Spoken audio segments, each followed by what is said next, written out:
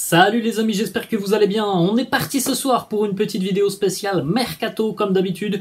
10 minutes, 10 informations Mercato avec pas mal d'infos encore assez intéressantes. Depuis hier, le Mercato démarre très fort, même si voilà, il y a déjà des dossiers qui sont clos et qui auraient pu durer dans le temps, comme celui de Messi. On a encore pas mal d'informations très intéressantes. On va démarrer avec une info qui semble être un joli coup pour l'AS Roma, puisque le défenseur de l'Eintracht Francfort, Evan Dika, a choisi la Roma de José Mourinho. En plus de ça, il arrive gratuitement, donc franchement c'est un super coup pour la Roma. Ça fait quelques années que il côtoie le plus haut niveau avec l'Eintracht. Il a connu notamment cette saison la Ligue des Champions, il a connu l'Europa League remportée l'année passée. C'est un pilier de la défense du côté de l'Eintracht. C'est un joueur vraiment très intéressant défensivement, Evan Dika. Donc c'est une superbe recrue étant donné qu'il est surtout libre et qu'il arrive gratuitement. On va poursuivre les amis avec une autre information qui concerne là aussi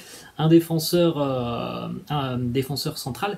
Kalidou Koulibaly, l'international sénégalais des Blues de Chelsea, qui pourrait peut-être déjà quitter Chelsea, alors qu'on rappelle, il est arrivé il y a un an, Kalidou Koulibaly en provenance de Naples. C'était à peu près 40 millions d'euros, un tout petit peu moins que ces 40 millions d'euros. Une première saison compliquée du côté de Chelsea, mais bon, avec tout ce qui s'est passé chez les Blues de Chelsea cette saison, c'est normal, hein. Il y a quasiment aucun joueur qui a sorti son épingle du jeu cette saison du côté des Blues de Chelsea, et cette première année a été compliquée pour Koulibaly chez les Blues, avec notamment beaucoup de changements d'entraîneur, des résultats évidemment très moyens et en dents de scie. En tout cas, il y a un club déjà italien qui semble être très intéressé, c'est l'Inter Milan, qui est très intéressé donc par Kalidou Koulibaly. Affaire à suivre parce qu'il a quand même un long contrat avec les Blues de Chelsea, et puis on va voir surtout aussi ce que veut faire Mauricio Pochettino, le nouvel entraîneur des Blues de Chelsea. Est-ce qu'il va compter sur Koulibaly la saison prochaine? On continue les amis, et on va cette fois-ci à Liverpool, chez les Reds de Liverpool, qui se sont donc déjà renforcés avec l'arrivée d'Alexis McAllister en provenance de Brighton. Cette fois-ci, c'est un international anglais qui devrait potentiellement s'engager chez les Reds. En tout cas, il y a un intérêt assez concret de la part des hommes de Jürgen Klopp. C'est le milieu de terrain James Ward-Prowse, le milieu de terrain de Southampton, qui est vraiment très apprécié du côté de Liverpool. Or, on connaît tous ses aptitudes, notamment sur coup franc. C'est certainement l'un des meilleurs tireurs de coup franc à l'heure actuelle, depuis quelques années, James Ward-Prowse. Il a un pied gauche véritablement exceptionnel, mais au-delà de ça, c'est un joueur très doué techniquement dans la vision du jeu. C'est vraiment quelqu'un qui a d'énormes qualités. Southampton est relégué, on le rappelle, en Championship, donc c'est évidemment un joueur qui va recevoir beaucoup d'offres, je pense, de clubs de Première Ligue, et plutôt du haut de tableau de Première Ligue, parce que là il a été donc à Southampton qui a vécu une saison très compliquée. Il mérite évidemment de jouer dans un club qui joue les premiers rôles, et Liverpool pourrait être une très belle option pour lui. On continue avec cette fois-ci une information qui concerne N'Golo Kanté. On en avait déjà parlé la semaine dernière de N'Golo Kanté.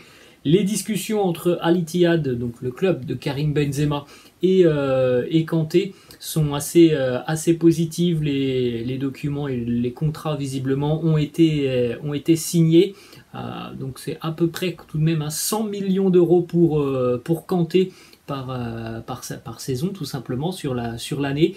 Donc c'est quand même très impressionnant, et c'est un joli coup encore une fois, un joli coup de pub pour le championnat saoudien. Donc on devrait annoncer officiellement le départ de Kanté des Blues de Chelsea dans les prochaines heures, dans les prochains jours. Ensuite, on enchaîne avec une information qui concerne l'Ivoirien Nicolas Pepe, qui a été cette saison prêté du côté de Nice. Bon, c'est quelque chose qui a été plus ou moins positif pour lui, parce qu'on sait qu'il a tellement été en difficulté du côté d'Arsenal que c'est quand même quelque chose qui lui a permis un petit peu d'avoir du temps de jeu, ce prêt du côté de Nice.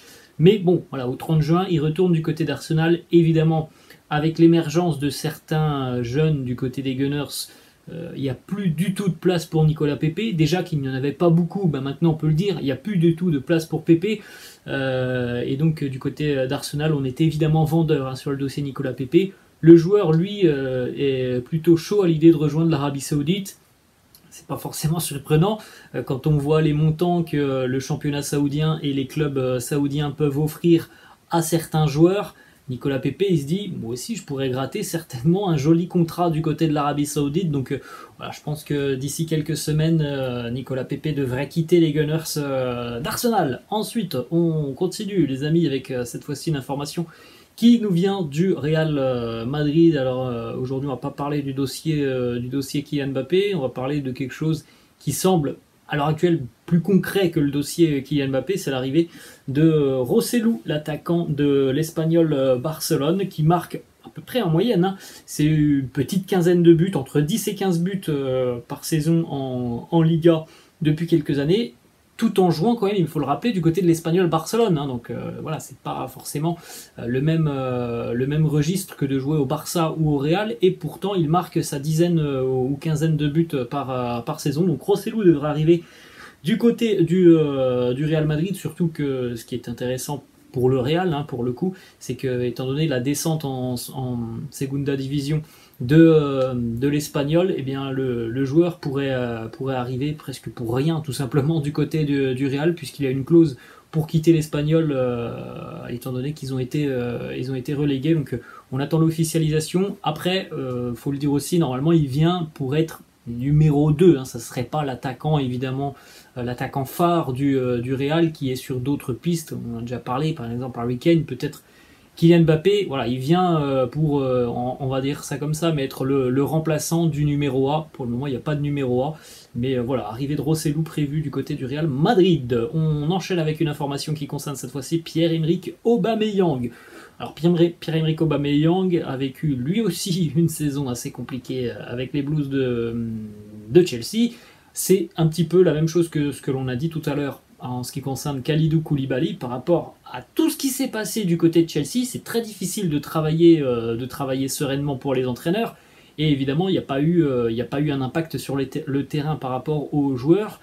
Pierre-Emerick Aubameyang n'est peut-être plus désiré aussi du côté de Chelsea. Je ne suis pas sûr que Pochettino ait envie de travailler avec lui. Il est plus tout jeune non plus, Aubameyang. Et il y a deux clubs, encore une fois, saoudiens qui sont intéressés, Al Ahly et Al Shabab, qui sont donc sur le dossier Pierre-Emerick Aubameyang. On va continuer, les amis, avec cette fois-ci une information du côté de Manchester United. Ça concerne le portier des Red Devils, David De Gea. Là aussi, encore une fois, c'est un intérêt de l'Arabie Saoudite. On n'a pas de club précis pour David De Gea. Ce que l'on sait, c'est que pour le moment, il y a un accord verbal entre le gardien et Manchester United pour une prolongation de contrat, parce que ce qui est important aussi dans ce dossier David De Gea, c'est qu'il est en fin de contrat dans 3 semaines. Au 30 juin 2023, ça ne sera plus un joueur de Manchester United. Donc il y a un accord verbal, mais il n'y a pas de signature. Donc évidemment, pour le moment, ça pose un petit peu problème. C'est la même chose que notamment le dossier Benzema. Il y avait un accord verbal entre Karim et le Real Madrid, et puis ça ne s'est pas signé. Et voilà, il y a eu la possibilité pour l'Arabie Saoudite et notamment Al Ittihad de réaliser ce dossier.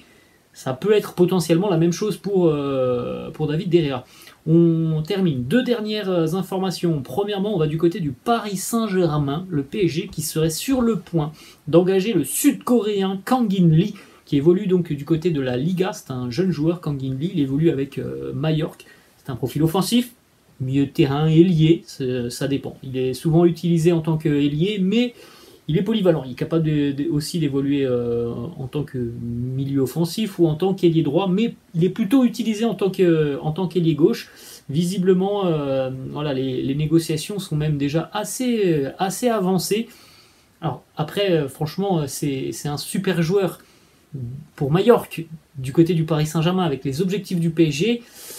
Je ne suis pas sûr que ça soit encore une fois un joli coup, parce que il faut évidemment avoir de certaines références, je pense, des références que le Sud-Coréen n'a pas, à mon avis, même si c'est vraiment un super joueur qui, évidemment, dans l'esprit est aussi quelqu'un de très très pro, c'est la mentalité sud-coréenne, mais voilà, je pense que du côté du PSG, par rapport aux objectifs du club, je suis pas sûr que ça soit le profil idéal. Et on va terminer la dernière information pour aujourd'hui. Il y a un accord entre Granit Xhaka qui devrait quitter donc les Gunners d'Arsenal pour rejoindre l'Allemagne et le Bayer Leverkusen. Donc on attend maintenant là aussi l'officialisation de ce départ de Granit Xhaka du côté d'Arsenal. À l'heure actuelle, on veut surtout se pencher sur le dossier Declan Rice qui est la priorité avant de laisser partir Granit Xhaka du côté de l'Allemagne et du Bayer Leverkusen. Voilà les amis, la fin de cette vidéo, j'espère que ça vous a plu. N'hésitez pas comme d'habitude à lâcher un petit pouce bleu, n'hésitez pas non plus à vous abonner à la chaîne, je vous laisse